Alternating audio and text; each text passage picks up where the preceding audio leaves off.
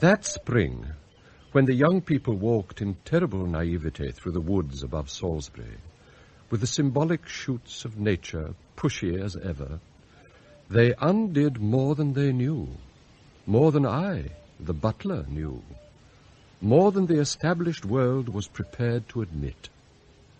Young people, young at least in mind people, can disturb so amazingly much, one is forced to admire it.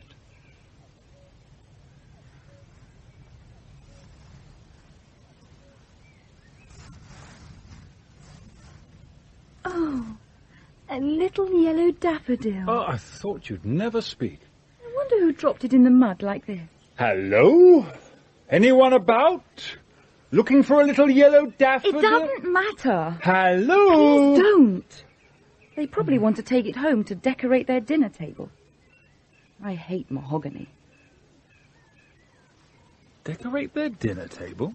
Isn't that what people do? Not my people. Oh. Well, I hadn't said anything before because I didn't know how to start. Why? Well, I like to think I know things. I mean, we all do know things, don't we? We've been given knowledge. But you seem to know things that are rather far off. Like people who don't decorate their dinner table? Yes, I know. I did have friends, you know, at college, and I have visited. It's just that the feeling... Yes? The feeling of being overwhelmed. Of seeing a face I always dreamed of. I always thought it belonged to someone whose dinner table would be decorated. Where on earth do you have dinner? It's just when you find you've gone this far towards someone and they're not... Please, can we kiss? You're lovely. Lovely and lost. Pardon? I don't know what I meant by that. Yes, you do. It was presumption. I'm terribly poised. Let's kiss. All right. No, let's not. Oh, bloody hell! We can get back to Salisbury this way. Is this because of a bloody little daffodil? Nothing so innocent it can't disturb you. Even if you're terribly poised? Oh, we all have insecurity, Daniel. It just gets set off by different things and different people. Like mention of dinner tables? I wish I hadn't come to Grandpa's for the weekend. I like people to be cliches. I'm hardly original. Too original for me. Oh, someone's coming. He's trying to dodge the puddles of spring. I think the sun is blinding his glasses. Can you hear what he's saying to himself? Good afternoon. What? Oh, yes, I suppose so. Oh, is something wrong? Never have a brother who's cleverer than you. Especially an older one. Goodbye. What a peculiar thing to say. Can we kiss now? All right.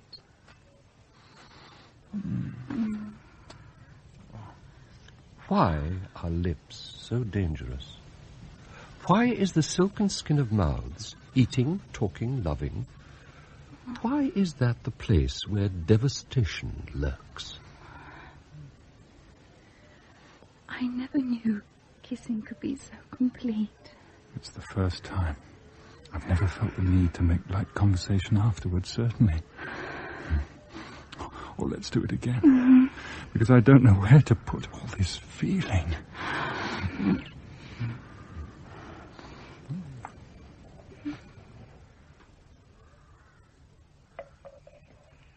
Honeyman? Sir Desmond? I'm in the conservatory watering. Of course. There was a man in the kitchen this afternoon wearing glasses and a suit. My brother, sir. I hope it didn't disturb you. He's a bank manager. My butler has a brother who's a bank manager? I'm very sorry, sir. I have kept him quiet, though, up to now. Don't let him out again. Every man's entitled to climb wherever he can, but I don't want the family disturbing. I'll tell him. The status quo is what the new rich aim for, Honeyman. So if it disappears when we reach it, our lives have been totally in vain. I sympathize completely, sir. You can't be rich and powerful unless there's someone to be rich and powerful over. I do appreciate comprehensively the delicate position of the rich and powerful, Sir Desmond. We need to feel safe. I know. You are fully admired and appreciated by me, and you can put my brother completely out of your head. Then why was he here? We always spend our holidays together, and we're talking about the summer. We're going to trace Stevenson's Travels with a Donkey in the Cevennes. It's in southern France. Not Stockton to Darlington? That was a different Stevenson. You make me nervous sometimes. I don't mean to. Then get the tea. And the children are coming, so mash it properly. I'll tell Mrs. Fellows. I was a grammar school boy, like poor brother Harry, fearfully intelligent and deeply in love with the life of the very, very rich, because it purchased so much culture. I mean, to live with Rembrandts and sit on Hepplewhite. However, I also felt scorn and loathing for the way huge wealth was acquired, depressing humanity in general for the benefit of the few. That is the basic immorality of life, the elementary evil. So, to satisfy my longing and to keep my conscience clear, both at the same time, I became a butler, living well and taking no responsibility for it. We all do that, don't we? And as I had long ago rejected loyalty as incompatible with clarity of thought, I also felt no duty to my master and was prepared always, when the time came, to ditch him. I might have been a very great man, Harry said, but then he was my younger brother and hated me hysterically, for which I was genuinely sad. Family tea, Mrs. Fellows. They'll be here at any moment. Our Father, which art in the conservatory. Welcome to the simple pleasures, the country. We're all so locked into your daydreams, Father, that we almost don't exist. How are you? Where's your husband? At the gallery. I warned you about art, Samantha. Spoils Sunday, always has done. Hello, Alfred. Father, Anything new since Friday? just the golf. Wentworth? Moor Park. Near Watford, which isn't up to much. Make it Wentworth next week. Yes, Father. And your daughter needs smacking, Samantha. She's been out ever since she came home. Home isn't here. It's with us in London. She's got her own flat. Yes. Then she ought to have a husband. I don't like the way the young make mock of what we all aspire to. Get her settled, Sam. Family-like. Yes? We'll see. We will. Now, tea.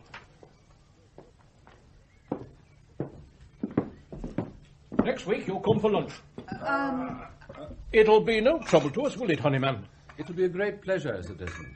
What else could you say, Honeyman? It's the truth. You're not paid to tell the truth, Honeyman. Just the credible. And remember, you two, if it weren't for me, you'd have grown up in the north, in the back streets of Stockport. So you needn't look gloomy at the thought of Sunday lunch. We lived all week in Holland Park and only came to Salisbury at the weekend. I loved driving the Daimler, low, unshakable, and I always had the use of it for myself, which made Harry wild. You don't know anything about life, Tom Honeyman. I know immense things, Harry. The sheer silk of driving this black dart through London teaches me more about life than all your days struggling up the ladder at your bank. Struggle teaches you everything that matters. Oh, I know about struggle. I watch television. He's given you that as well. You've never even had to buy a license. Nor a meal, Harry. You and I are about to feast once again on the diner's card he pays for, and you're going to adore it, aren't you? Oh, God, I'm weak, and the food will be so lovely. Stick with me. Sir Desmond's family are, as always, in my hands, giving me my pleasure. What would we do without you, Honeyman? Very little, Mr. Alfred. Part of the family, Honeyman. And its secrets, Miss Sam. Run me a bath. Run me a bath! If it weren't for me. Oh, if it weren't for me. That's what I thought then. The truth is, Harry, do you have to slurp your soup? I'm a bachelor. So am I, but I don't offend myself by doing that. The truth is, I'm no different from anyone else, superficially. I serve wealth, like we all do, and I take my pleasures where I can. But, and here's the real truth, very soon I can and will change everything by one simple... Oh, for heaven's sake! I wish you'd been a great man and left me alone. You'd miss our lovely holidays. Not me. You would. Take someone else. I want you. To treat like dirt. You're a highly intelligent manager of a bank in the West End of London. That's not dirt. It's a rarity on lots of counts. You always make my job sound like a joke. Try to learn about jokes, will you? And try to get hold of some views, so we can tussle brilliantly over our baguette. I hate Matisse. Is that a joke or a view? You see, dirt. By views, I mean ideals. You must have some somewhere. Convictions, passions. We passed the 11 plus to be purged of those.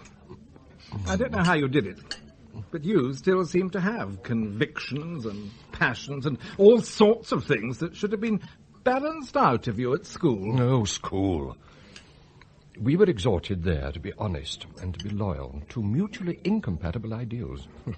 We weren't purged, Harry. We were simply placed in an impossible position which turned into a trauma. Oh, God.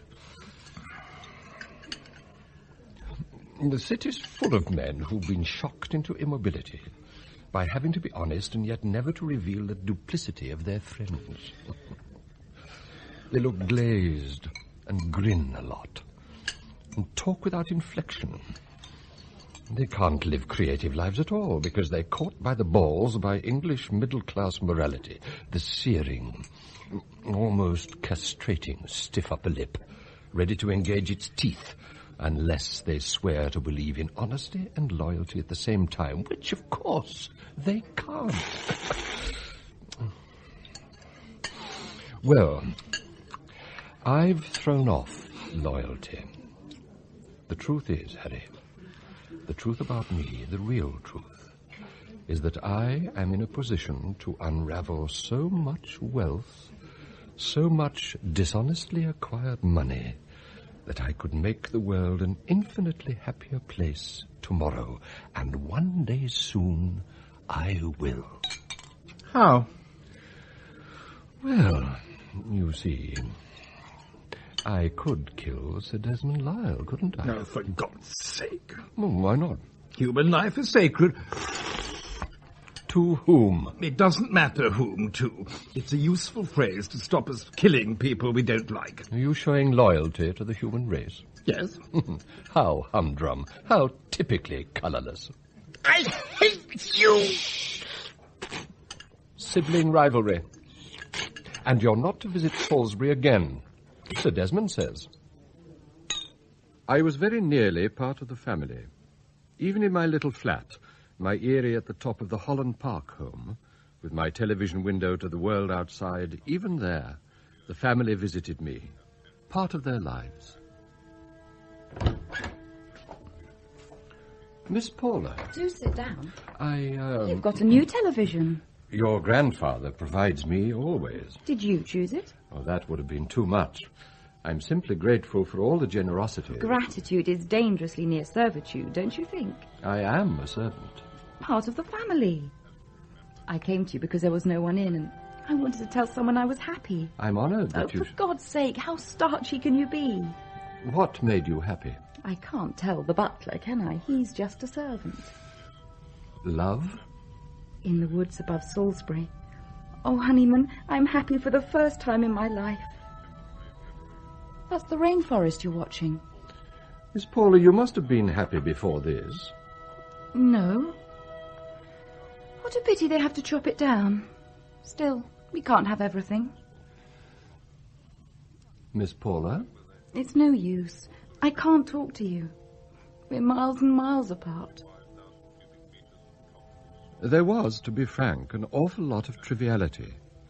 The curly crockery, the embossed silver. Rich men so frequently get lost in luxury, and then the shapes of things get blurred, and the sharpness of life is blunted. He had so many art treasures, I swooned daily over his impressionists.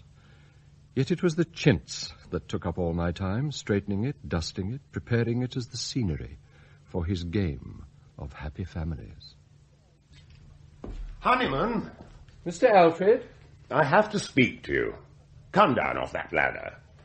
Your father can't abide the possibility of cobwebs in the pelmets, Mr. Alfred. It reminds him of Stockport. Shouldn't you be at the office? I'm at a business lunch.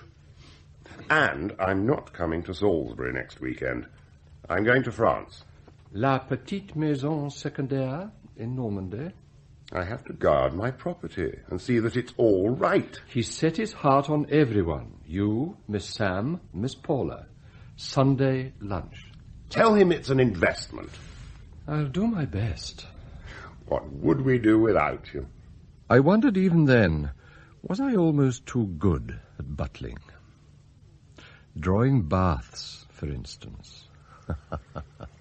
I loved drawing baths. I'm drawing the bath, Miss Samantha, in your old room. No need to mention this to Father Honeyman. Very well. Oh, you keep the rooms exactly as they were. He likes to feel his home is solid and secure. To keep away the memory of Stockport. Have you ever been to Stockport? I'm happy to say not, though I know it well from his bath-time lectures. Unzip me, will you? Me? There's no need to be afraid, Tom. You're practically a member of the family. And being wealthy, we're not that sort of family, are we? No. Besides... Besides... Miss Sam? Things happen to one.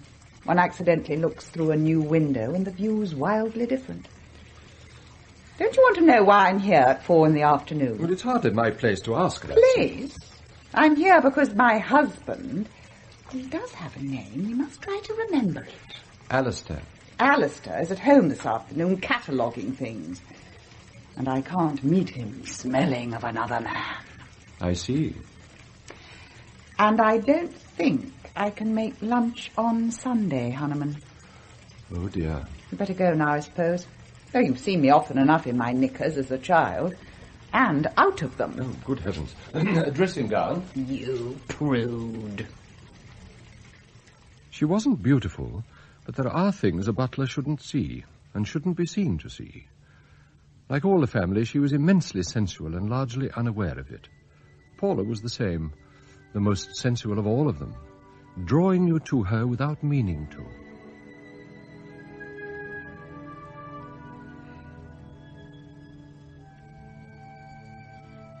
Daniel, I don't know if I'm into this yet. So? People seem to do it all over the place. Like Uncle Alfred's golf. That's confusing. It isn't known I'm here either. By whom? I don't know why I said that. What do you do here in London? Geology. I work at yes, of course, I forgot. What do you do? Oh, the plan is for me to become an architect's assistant, which I am, and then an architect. Whose plan? Mine. Yes, mine. Not your grandfather's?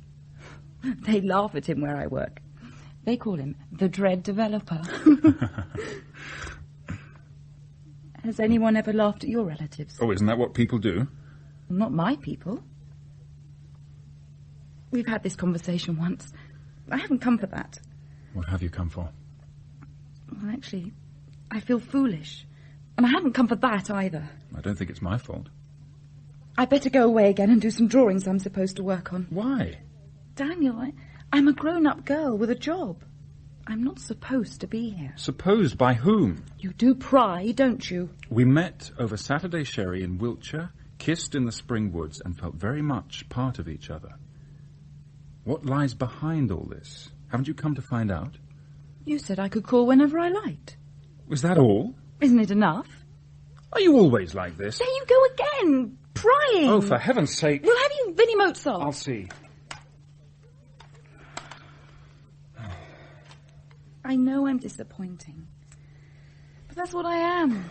I'm a disappointment. Who to? Well,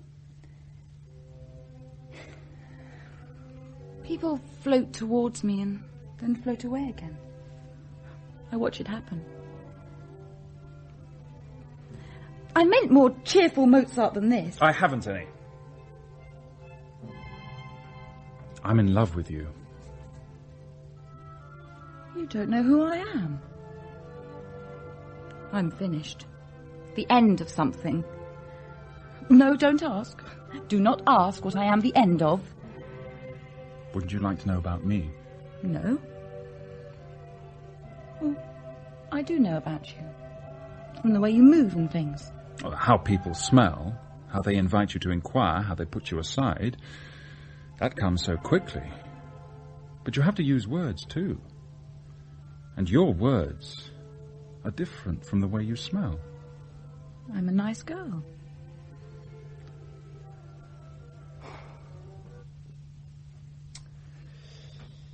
I was brought up in Salisbury, so I too have suffered niceness. I'm very straightforward, very interested in what I do, which is research into the platelets of the Earth's crust. My father, a solicitor, is very fond of me, as is my mother, and I'm fond of them, though we don't share a single view, I think. We rarely talk about it. My sister's married to a lecturer in art in Newcastle with a family, and she's very nice, very contributive, very happy when we meet, because we like each other. And I'm happy about that. It's nice. Nicer even than being friends. But I don't know what it is, or even if I ought to try to find out, because I'd have to pick away at things we've only said to each other once, and maybe thought of long ago. And underneath there are questions that are very tender. You've touched those questions. And I'm not what I was at midday last Saturday when I parked my car in the drive of the Lancing Thompson's large house and walked in for sherry. Something universal has reared up and stared at me. You're prepared to talk about all this? I have to. Is that what people do? I do. And you laugh at your relations? I'd hit them otherwise. I'm going to kiss you now. All right. It might be a bit unkempt this time. All right. And then perhaps you'll talk? Can I stay with you in Salisbury this weekend and make love in the woods?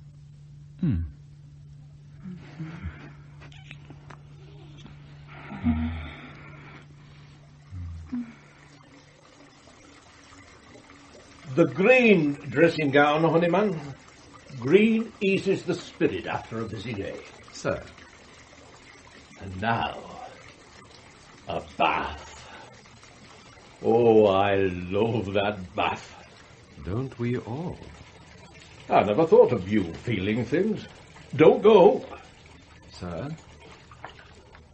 Oh.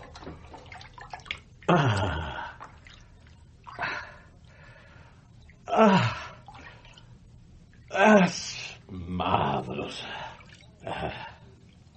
I'd like to be able to say we kept coal in ours in Stockport, but that'd be too colourful. Stockport was stale. The grey, stale life of keeping body and soul together. And the great, grieving Stockport Railway viaduct across the valley. I can never quite see the valley. Well, the word valley makes it sound like Switzerland, that's why. But Stockport was a mud pie of trolley tracks and cobblestones and greasy black sludge. It was as if a huge slug had crawled across the banks of the river and stopped, coughed and died. The whole ugly mess as far as Hazel Grove, stinking of smoke and grime. And bloody hell, the Germans missed it in the war, would you believe it? It's all still there. Cleaner in some places, drabber in others, but still rotting, dead but endlessly suppurating. And bits of green grass fighting through and withering around Davenport, and motorways skirting round it, derelict buildings in Moss Side. Oh, Honeyman. A bath here, in Holland Park, with fitted carpets and massive curtains, old masters on the heavy wallpaper. I tell you, it's a great fortress against the slug. And the gardens in Salisbury. Flowery, cushioned ramparts against the oozing north of England.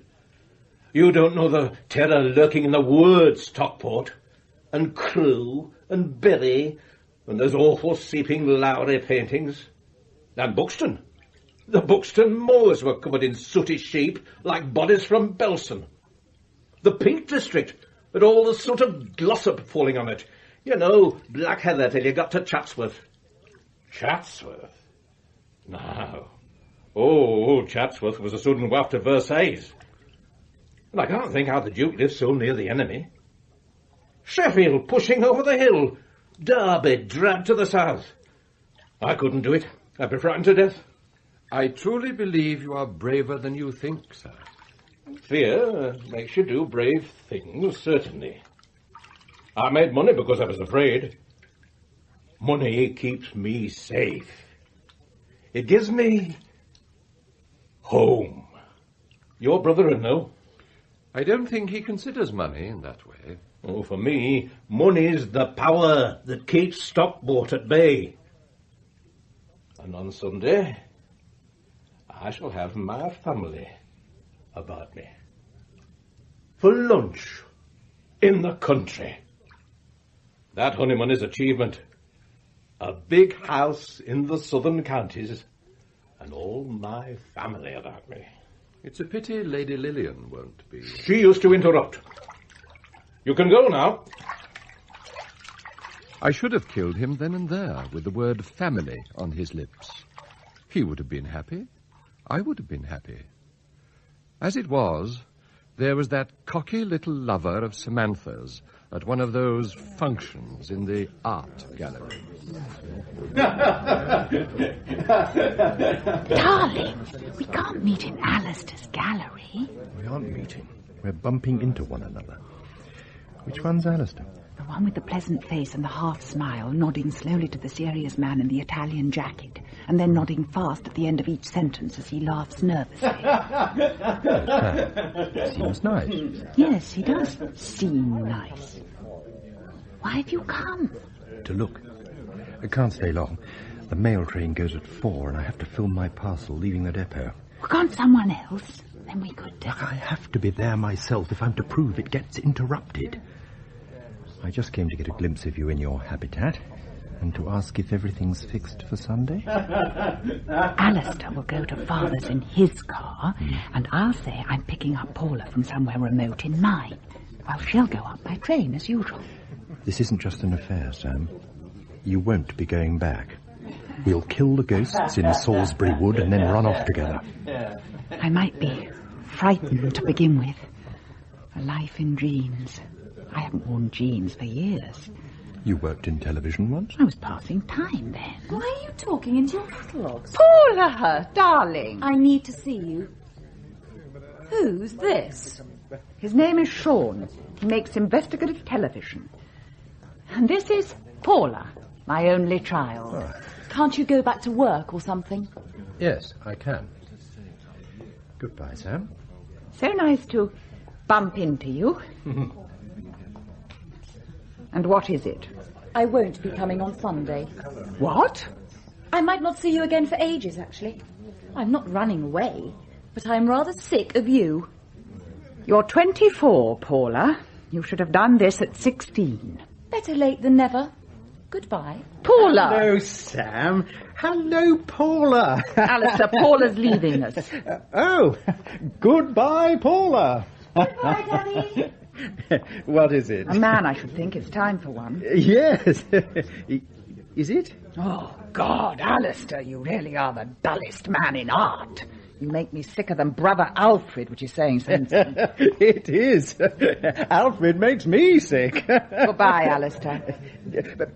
Paula's got a flat of her own, so she's left us already. Have I missed something? Sam?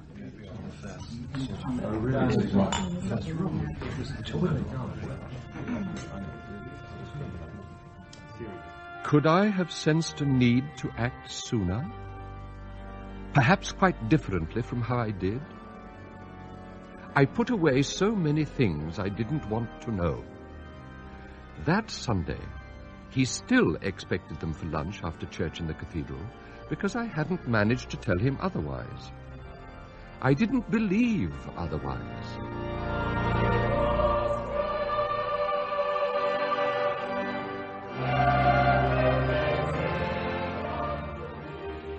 Speculation that the Chancellor may have to raise interest rates even further brought outspoken comment in today's papers. They pointed out that the increase in home ownership is already causing an underlying strain on disposable income, and that any increase in mortgages is likely not only to curb the current spending boom, but to increase wage inflation, thus putting a further brake on domestic industrial growth, already under pressure from the growth of import penetration.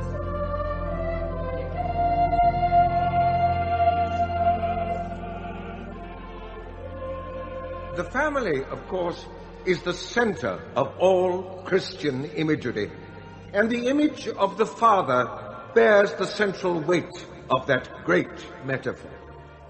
As we all sit together around our family dinner tables today, we should recall that we are part of one of the greatest and weightiest poems of social and religious significance. For the family is the seat of all that is good and right in human life, just as this great building with its mighty spire is the center of all that is good and right in the wider. So where the bloody hell are they? Mr. Alistair will be here very soon. Oh, full of sparks. But Mr. Alfred had to attend to his capital investment in France. French letters, more like. Miss Sam has been called away. She's got a lover. I've had the correspondence interrupted, but there's nothing I can do. And Miss Paula...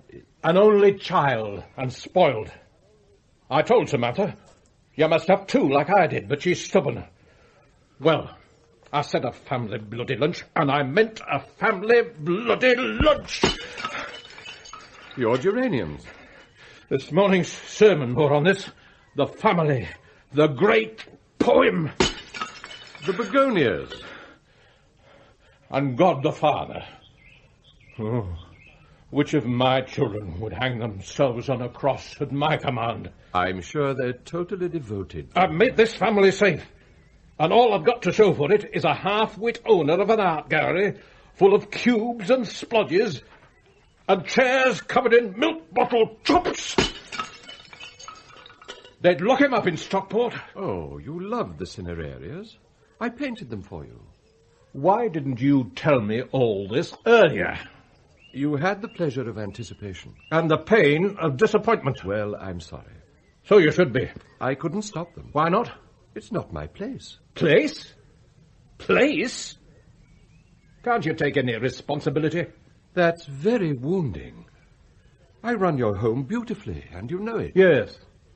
And today, you'll dine with us to make up for the others. Me? You're part of the family. Paid not to let me down. But I'd be out of place. You'll be out of place if you don't do what I say. Sacked without a reference. Get the soup. Sacked? It went to my heart like an arrow, confusing me with panic. And I'd never known panic in my life. I can't help it, Mrs. Fellows. I must eat with him, he says, or else be sacked. I know you like my conversation of a Sunday, but there's nothing to be done. I'll take the soup and come back for the joint. Why was I so frightened of being sacked? Had I accepted my position as a parasite more completely than I thought? Had I yielded my independence? Was I truly part of the family? Oh, Tom Honeyman, you were an arrogant fool. And up above Salisbury in the woods, there was more life happening than you could control. Oh, it is your face. Ever since I was at boarding school and had my first crush, it was a face like yours. Am I just a fantasy? Not yet. So far, you're still real. Your stomach is extraordinary. It wouldn't be if it were windy. Stomachs look like tripe when they're cold. Wow. Sunshine.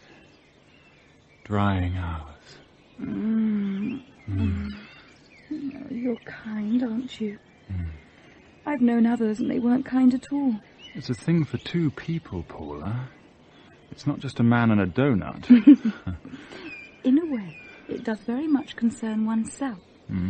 One's very own self, which another person is allowed to know and stir.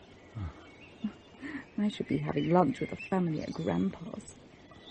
And your parents don't seem to mind what you do. We've established a way of living between us.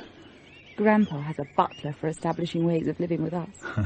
He calls us Miss Samantha, Miss Paula, Mr. Alfred. A sort of parrot.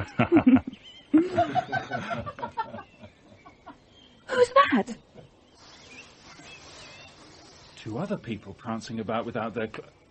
Good heavens! It's your mother! Picking daffodils for her table? Not exactly. Pull something on and don't look. I don't know, should I?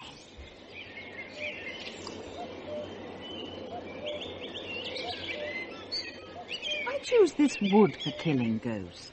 Your father's been interfering with the public mail for years, and I have to exorcise my anger over that by making love to you above his house. You've made your film about him. Oh, I love you. I love you. I love you. Mr. Millet, I've got things to say. And things to do. I've often done things with my clothes off, but hardly ever said things. Now then, I've been waiting for you ever since Paula left school.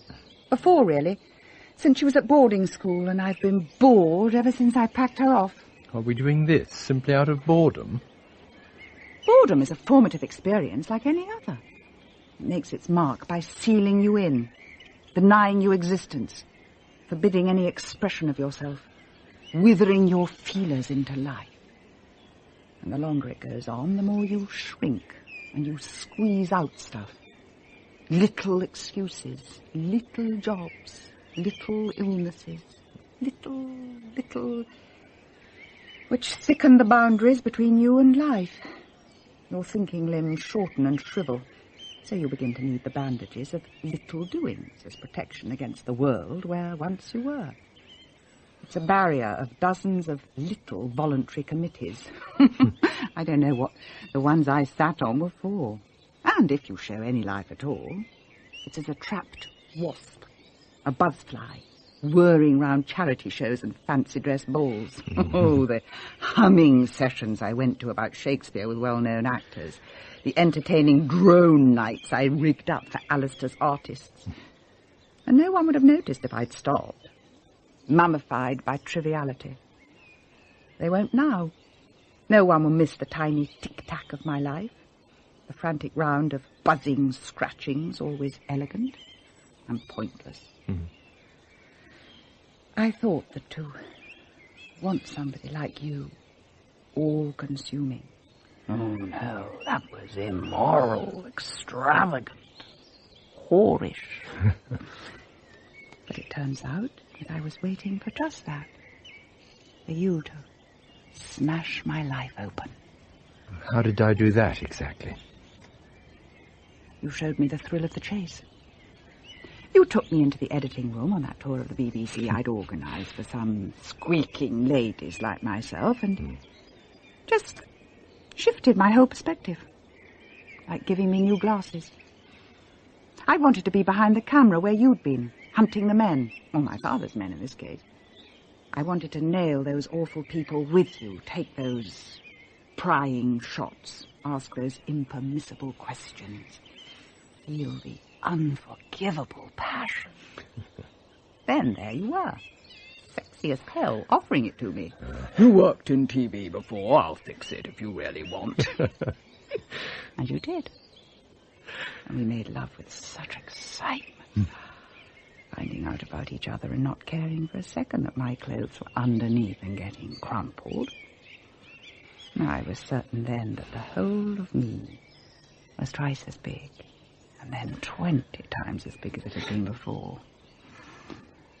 And what about you? You said, this has to be it, at the end of the editing session, and I couldn't wait to be with you from then on. I also wanted to do this.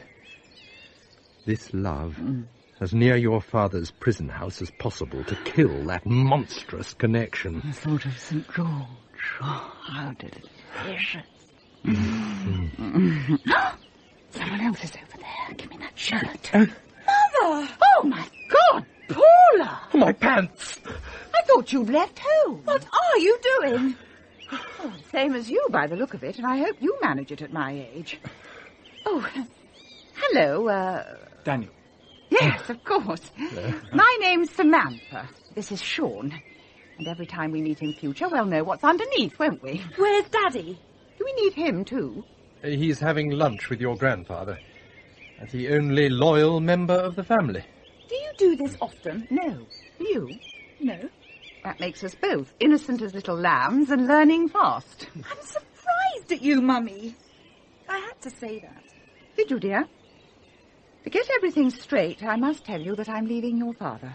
What'll he do? It'll be some time before he notices. Oh, the weather, please. It's too good to talk about Alistair. He is important. I know. I hate the thought of what I'm doing to him.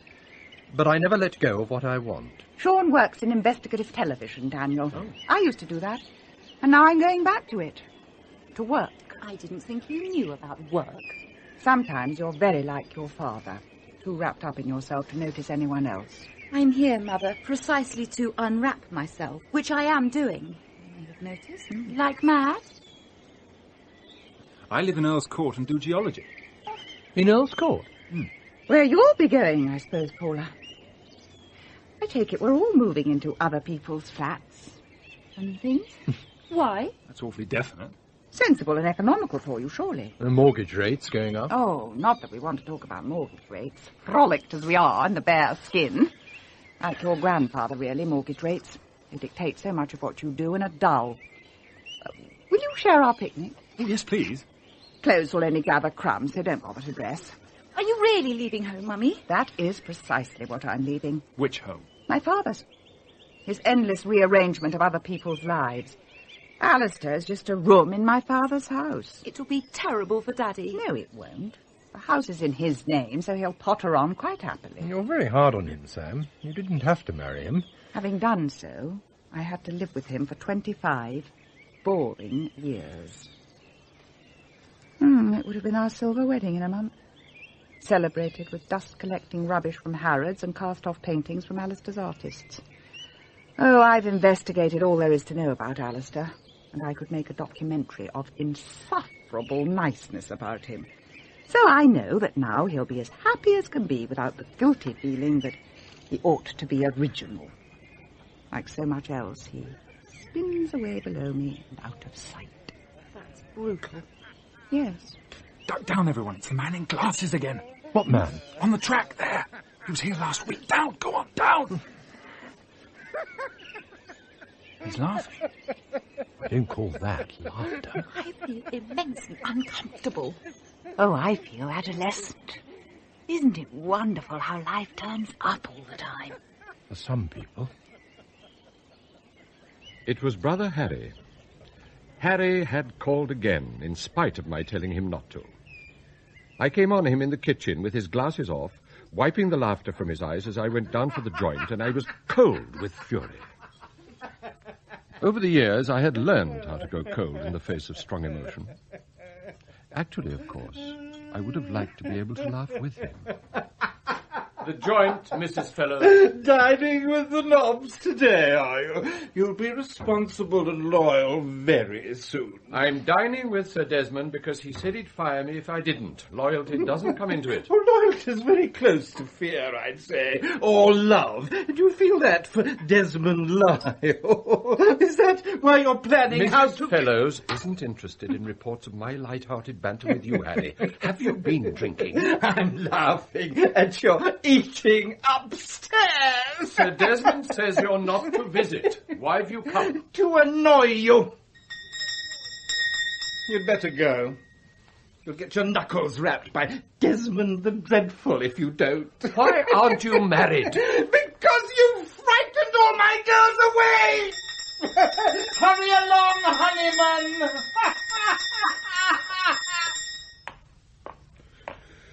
It was true.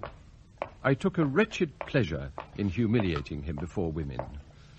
It was almost a relief that in leaving him alone with Mrs. Fellows, I couldn't indulge that most unsatisfying pastime. I always wanted to humiliate Alfred, too, in front of his endless girls. But he never had any who would have noticed. As I walked to the dining room, I imagined him in France with another giggling tart. Upper class, lower class, always tarts. The joint, Sir Desmond. I've been 10 minutes on my own with Alistair. I don't think I'm quite on his wavelength. I've been telling him his house is in his name. I don't quite understand. You see, I know perfectly. I've never trusted my own children to be sensible. So, his house is in his name. I was right in that. You're always telling us you're right. And am I always right, Honeyman? Yes. Oh, yes, you are. I sometimes wish you weren't, but you are, Sir Desmond. Loyal servant. Part of the family. Better than the rest of them. Pass him this plate, Alistair. What? Oh. I'm going to screw them, Tom Honeyman. They can't escape all this. Escape? Samantha's gone, Paula's gone, Alfred's going. You're a fool. I'm sure Sam's just on some committee. And you can't marry and hope the cash will fall into your lap with no more effort than a wedding night. It takes a life to do what I've done, and I'm not going to see my money lost to those who won't work to keep it together. Eh, Honeyman? I know exactly how you must feel. So, I'm taking steps to see that doesn't happen. The slug isn't going to get it. What slug? Stockport. I don't understand. Yeah, well, when I'm dead and you're all sitting round this table mourning my passing, now, eat. Your brother's got some food, I suppose, Tom? I told him to stay away. Oh, I like stubbornness. Part of the family, too, your brother. No.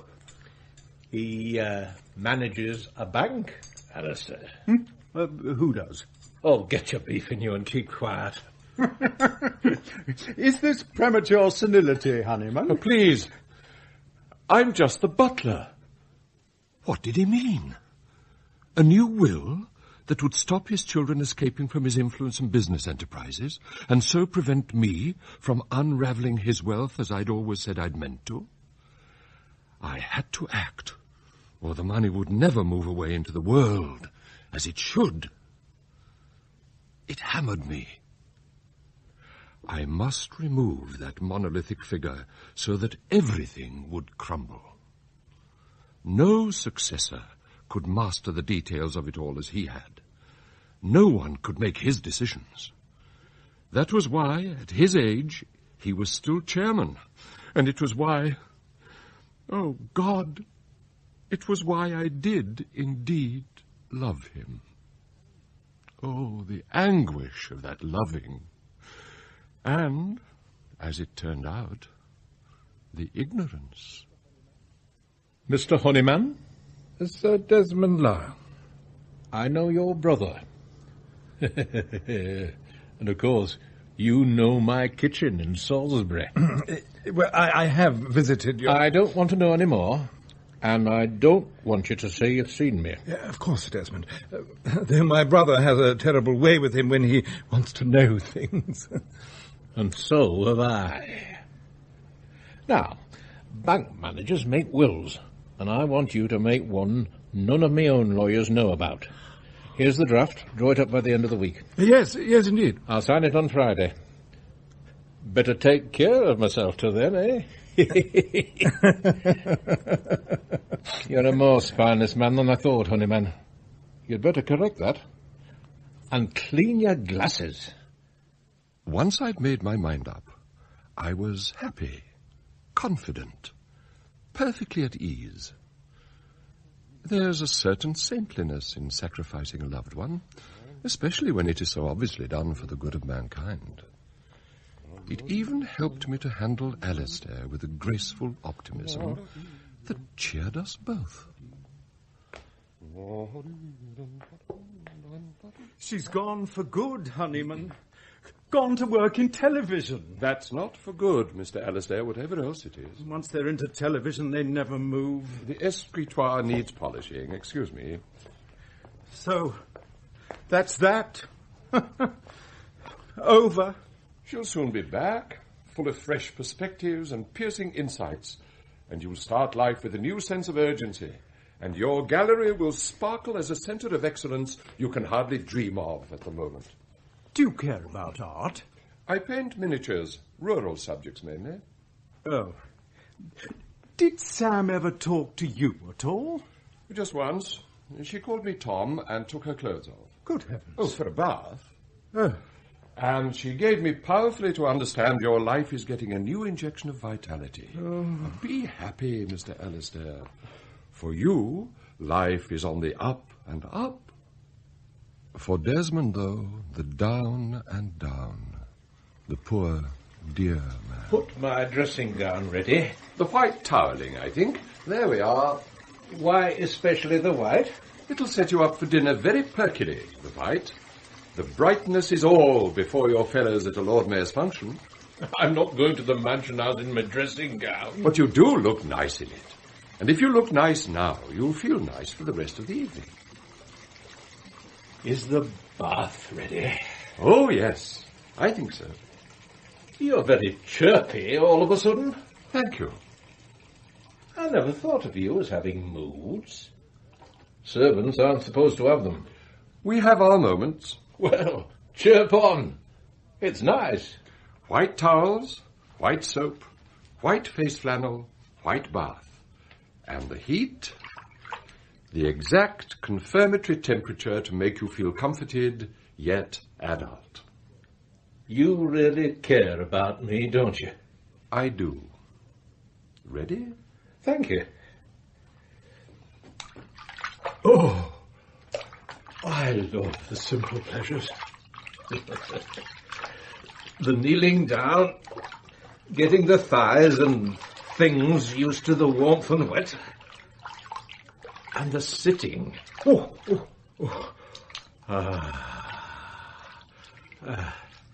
And bliss, the lying back. Even the poor know this pleasure, Honeyman. Do they really? Lucky bloody poor. They have no fear of falling. So they say. What's that? It's a very large, very powerful electric element from the hot water system of an expensive suite in an hotel I once worked in as a lad. Claridge's, in fact. Is it plugged in? Yes. What are you going to do with it? I'm going to put it in the bath. Like this. Not a mark on him. Such a simple pleasure for both of us. He warm in his bath, I warm in the sanctity of acting for mankind.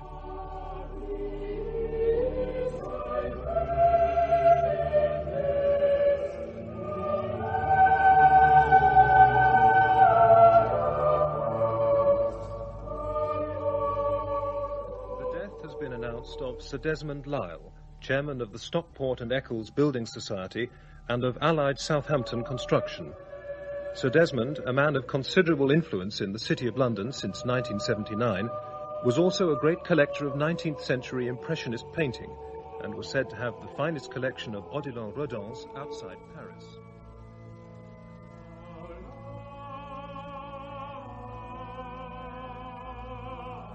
He was, of all the rich, the most generous with his wealth, and of all the powerful, the least puffed up with worldly pride.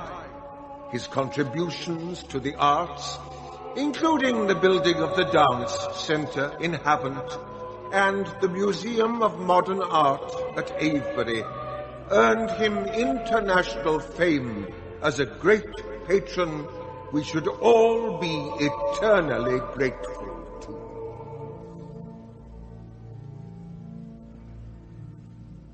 He was a very healthy man. I think he was murdered, Alfred. Who by? Who cares? Oughtn't we to find out? He wasted all our time when living, so I'm spending no more on him now he's dead. When are you coming home, Sam? I'm not, Alistair. Honeyman says you are. Honeyman is wrong.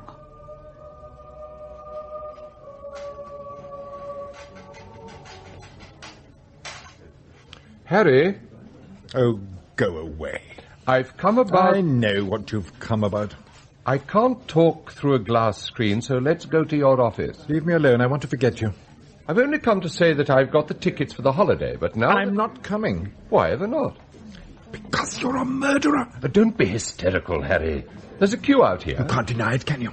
I can and do. But it looks as if I might be able to take my holidays earlier. You said you were going to do it. Harry, I'm not discussing this through a glass letterbox. In fact, I'm not discussing it at all. I could have you arrested now. But you're too loyal to your big brother to consider that. Aren't you? Caught, you see. Loyalty versus honesty. Muddled by your own impossible ethic like all the middle classes. Now, if we could go in June instead of August... You cocked it up, you know. Pardon? I told him I wouldn't say. But now he's dead. His personal fortune's going to the children, provided they both remain directors of his companies for the rest of their lives. But he was going to make a new will, divesting them of all their power and money, leaving his fortune to the Tate Gallery. It's an immense sum. And diverting the income from the shares they would have had as directors to the National Theatre. And he was putting you in charge of it all at a salary of £60,000 per annum. No. But you killed him before he signed. Now everything's locked up exactly as you didn't want it to be. But now he's gone. It'll all collapse, surely. Oh, Tom, you don't understand a thing about the world, do you? There are dozens, hundreds of directors to run the companies. But if he'd signed the new will... Now go away. I was stunned. He'd meant his fortress to exclude his children and to include only me. Me to preserve his money and his reputation as a benefactor of the arts. Me. Instead of which, they could, of course, renounce their directorships to gain their freedom, but somehow I doubted if they would. And in any case, the money hadn't been released into the community, so I had changed nothing. And my younger brother had been taken into Sir Desmond's confidence, which made me mad. But undaunted. Absolutely undaunted. Your bath, Mr. Alfred. Thank you, Honeyman. It was a very decent funeral for a very difficult old bugger. He'll be missed. Eh? Who by? The shareholders? They won't notice. Take my tie. Sir? He's built the business up so big, it's mostly run from the Maldive Islands or Buenos Aires or wherever the money sloshes most. My dang, I've put out the white. Good. So, though the shareholders or savers or whatever they might have thought they were investing in the Stockport and Eccles Building Society run by our dear old dad, they were, in fact, contributing to a satellite TV channel, using NASA's military technology and taking security photos, supported by several South African banks and controlling 4 supermarket chains and half the world's agrochemical businesses, chopping down the rainforests and doing naughties in the Thames, let alone the telephone companies and the uranium mines, etc., etc.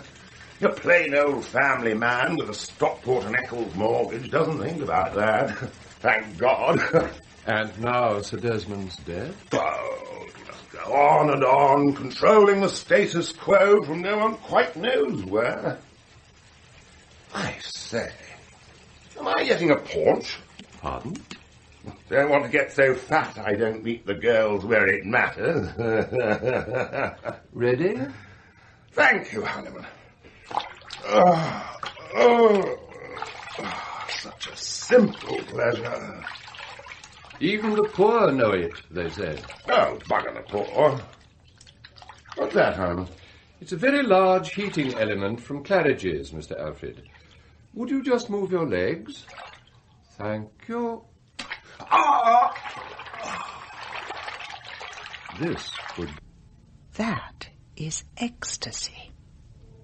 The ecstasy of the jealous is enormous. If I'd had one more drop of talent in my veins, I would have overcome the lethargy I knew at heart I suffered from. I might have been standing there and singing with full throat, rendering the music of the great creators with unstoppable majesty, sending waves of beauty into that ancient, perfect house. My pleasure in such sounds, always so vast because of that fantasy, was deeply tainted with hideous despair. If only, oh, if only I'd been someone else.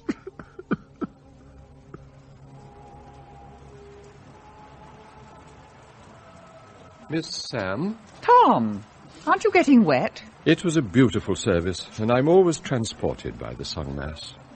Did you kill Father and Alfred? I am the butler, and you know what they say about butlers. So, did you? I'm going away, you know. I'm not taking up the directorship. Alistair can do that if he wants. What do you do for a job now? I had assumed somehow that you would. I don't know. Oh, nobody has butlers these days. They're very old-fashioned affairs. We still serve the rich. Do you? Anyway, goodbye. My lover's waiting for me in the car park. You're not going back renewed and refreshed to Mr. Alistair? It would kill him. Oh, and don't you do that, Tom. Off you run.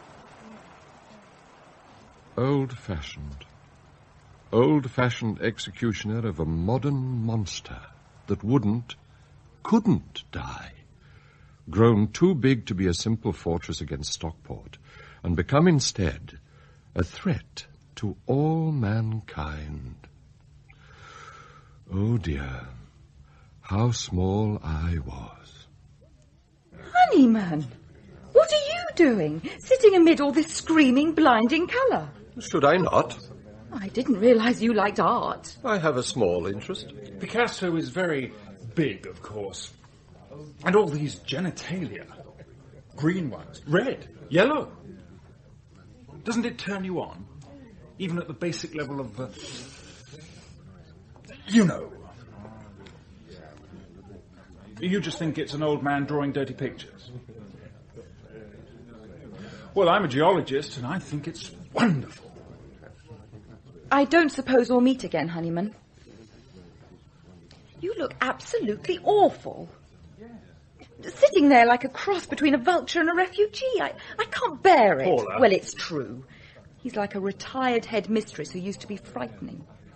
Servants are always frightening, though, giving their lives to others like virgin sacrifices. It's consenting rape. I am a man of passion. I love justice. I'm giving my life for humanity. Good heavens, Honeyman. Do you have feelings? Enormous ones.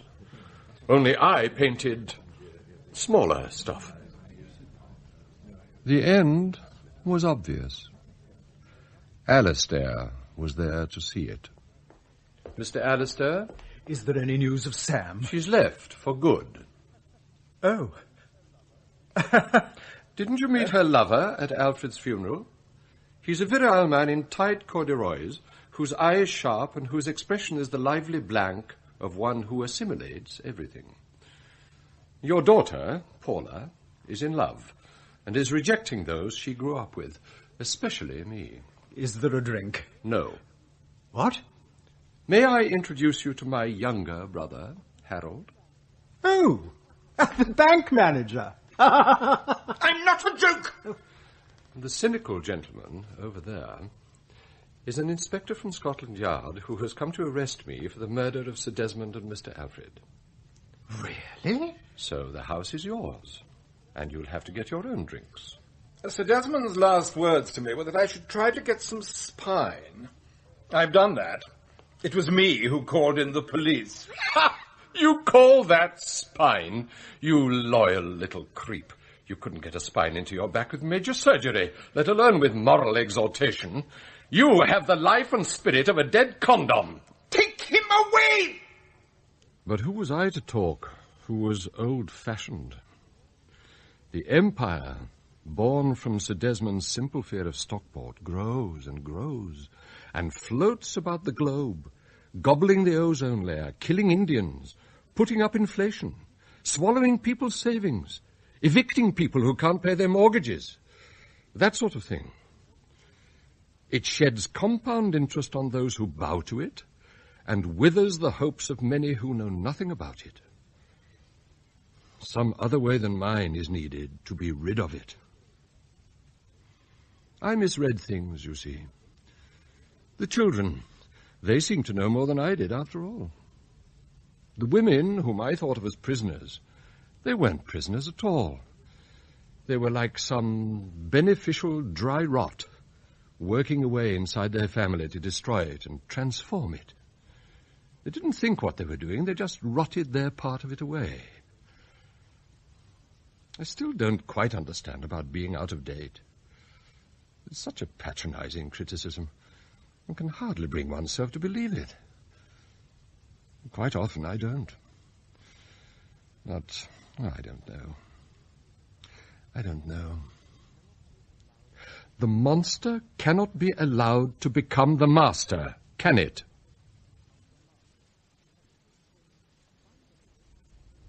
In A Butler Did It, by David Cregan, Bernard Hepton played the part of Honeyman, Anna Massey was Samantha, and Hugh Manning, Sir Desmond Lyle. Paula was played by Melanie Nicholson, Daniel, Simon Treves, Harry, Roger Hammond, Alfred, Ian Collier, Alistair, Neville Jason, and Sean, Geoffrey Beevers. The Cleric was played by David King, and the play was directed by John Tydeman.